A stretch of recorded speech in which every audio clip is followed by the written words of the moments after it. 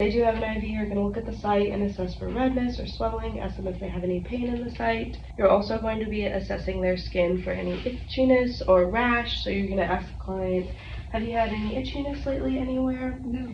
Have you noticed any discoloration or skin issues? No.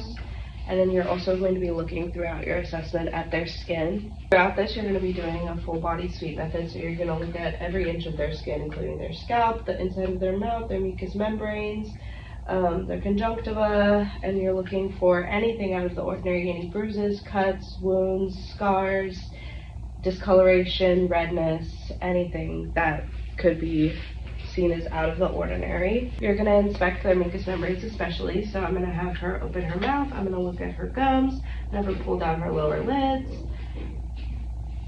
look at her conjunctiva, I'm going to look at the palms of her hands, her fingers, anything like that.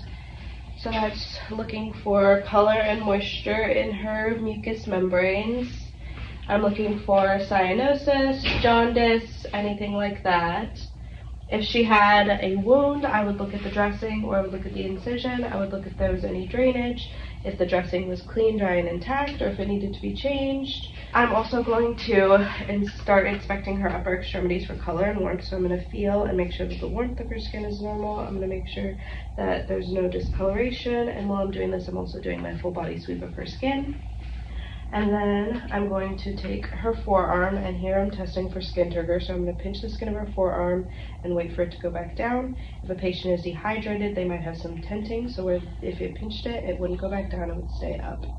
So here you would start your range of motion exercises, and you're looking for symmetry, so you'd have them do it on both sides.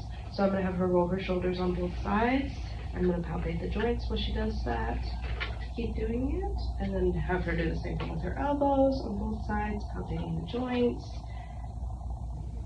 Alright, and I'm going to wiggle her fingers. Perfect. I'm also going to test her grip strength qualities. I'm going to cross my fingers and have her squeeze my fingers and make sure that it's equal and strong on both sides. Next, I'm going to do a stroke and poke test, the same one that you do during a cranial nerve exam. I'm going to do the same stroke and poke test on her upper extremities. So I'm going to have her close her eyes, tell me if it's a stroke or a poke, and then if she feels it on the left or right side. Stroke right, poke left. Okay, so that is the stroke and poke test for that side. Next, you're going to move on to her lower extremities. So you would uncover her with her blanket. Make sure that you're uncovering all of the lower extremities. Don't miss these upper parts of the legs. She would also have her shoes and socks off in a real assessment. And I'm also looking for skin color, skin warmth, feeling both sides. I'm feeling for any swelling or edema. I'm going to ask her, have you experienced any calf tenderness, any redness or swelling? No. To assess for deep vein thrombosis. I would check her foot strength quality, so I would have her push down against my hands and then push back up against my hands. I'm going to do the same range of motion exercises that I mentioned in the other video, palpating her joints while she does them on both sides. Make sure that she's able to do it bilaterally. I would also do the same stroke and poke test on her lower extremities, so have her close her eyes. Stroke right, poke left. Okay.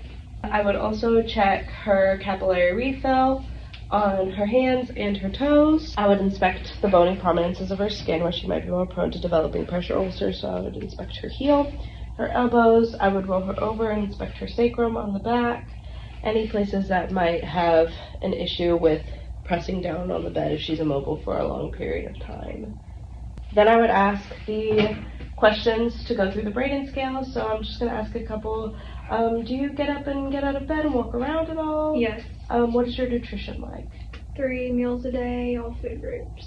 Do you often find yourself sitting in moisture, either from urine, sweat, wound drainage? No. Okay. I would also ask her the Morse Fall scale question. So have you fallen at all within the last 3 months? No. Do you use any sort of aid to walk? Mm-mm. And are you able to get up and go to the bathroom on your own, or do you need help? Yes, I can go by myself. Okay.